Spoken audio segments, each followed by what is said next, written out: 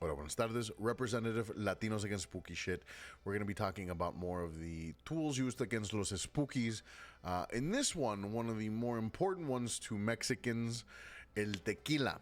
Now, tequila, of course, is world known, but to understand it, you really have to know its history and why it is so deep rooted in Mexican culture. And for that, we have to figure out, what is tequila?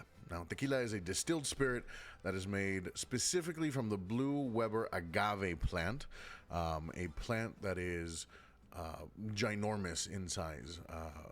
They take 6 to 8 years to fully mature, and they span anywhere between 150 to 240 pounds. They are massive. I mean, here's a picture of it. And as you can see, they are these ancient-looking plants. Now, the Weber agave, when they harvest it, they have to cut off all the leaves on the outside of it, as they were, and it looks like a piña, which is why they're called piñas. It's got that like diamond pattern on the outside. And these are then taken, thrown into stone or clay ovens, and they are burned for them to release the natural nectar and los jugos that are then distilled to become tequila. Now, of course, we have a couple different types of tequila. We have tequila blanco, which is the most pure and most common version of tequila that is double distilled. We have a reposado, which has got that more golden tint to it, akin to this. Those are aged for, I believe, about 2 months in oak barrels, or varying types of barrels. And then you have your añejo. Your añejos are distilled for much longer than that, and they have that deeper amber color, akin to like a bourbon, more like. And of course, they all come with their own flavor profiles. The tequila is really affected by the soil of the agave. So depending on the region, depending on the farmers that tend to the agave, who are generations deep of knowledge. The tequila varies from sweeter to like more earthy tones, and like anything in between. So it's very interesting. Now, in order for it to be considered a tequila, it has to come, 1, from the blue Weber agave, 2, from Mexico, specifically the Altos de Jalisco area, which is northwest of Guadalajara, and it has to sit between 35% and 50% ABV, which is alcohol per volume. And yeah, so tequila is this thing that is deep rooted in our history. Now, how tequila came to be, right? The legend goes that the Mesoamericans, the Aztecas, the Mayas, the indigenous people of Mexica, back then, a lightning strike sent by the gods struck an agave plant, releasing the juices and the nectar as it burned. And then it left this sweet aroma that was intoxicating to people. And eventually, they found this thick liquid, this white, creamy liqueur that was fermented agave nectar, which was pulque. So pulque was the first iteration of what would be tequila. But fermentation and distillation are 2 very different processes. So this was the first iteration of what that was. It was pulque. And so this was how it was taken for many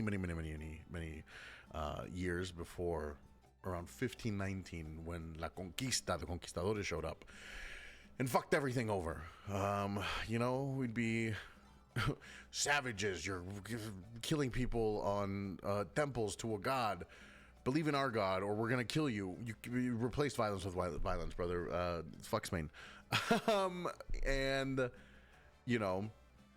As the Spaniards ravaged our lands and killed our people, of course, more different people came through, and then eventually, as supplies ran out, and of course you couldn't go all the way back to Spain and come back in time, these folks were running out of alcohol. And of course you kind of have you can't go murdering without a little bit of alcohol, right? So they got permission from the king to distill their own. And so they took the concept of pulque, and the Filipino immigrants that were coming through the region near Aguascalientes and Colima and all those areas that brought the knowledge of distillation came, and then they created what eventually became tequila. So tequila was commercialized by Jose Cuervo, a real person, by the way, a real noble from Spain who got written permission to actually sell and commercialize tequila for the first time. And so tequila became the staple and the backbone of spirits in Mexico in this new era.